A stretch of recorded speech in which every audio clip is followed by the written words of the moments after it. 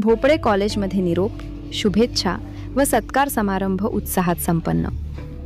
हिवरखेड येथील सहदेवराव भोपळे कनिष्ठ महाविद्यालयात 12वी कला व वाणिज्य शाखेतील विद्यार्थ्यांसाठी आयोजित निरोप, शुभेच्छा व सत्कार समारंभ उत्साहपूर्ण आणि भावनिक वातावरणात पार पडला.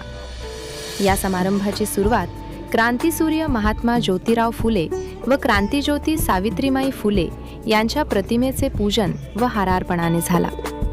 कार्यक्रमाच्या अध्यक्षस्थानी महात्मा फुले शिक्षण संस्थेचे अध्यक्ष अनिल कुमार भोपळे होते.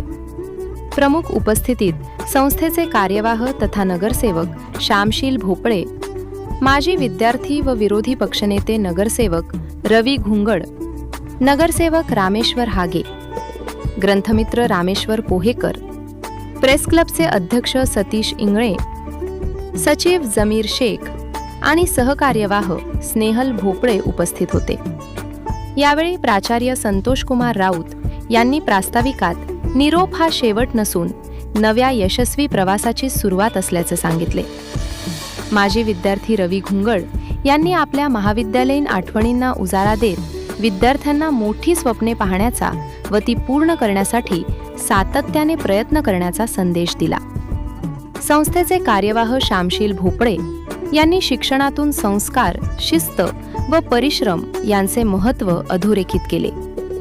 अध्यक्षीय भाषणात अनिल कुमार भोपळे यांनी विद्यार्थ्यांनी आत्मविश्वास आणि सकारात्मक दृष्टिकोन बाळगावा असे आवाहन केले. या समारंभाचे औचित्य साधून मान्यवरांचा सत्कार संस्थेच्या वतीने करण्यात आला. यावेळी विद्यार्थ्यांनी सुद्धा आपले अनुभव व्यक्त केले. समारंभाचे संचलन डॉक्टर मयूर लहाने यांनी केले, तर आभार प्रदर्शन डॉक्टर शंकर दुनघव यांनी व्यक्त केले.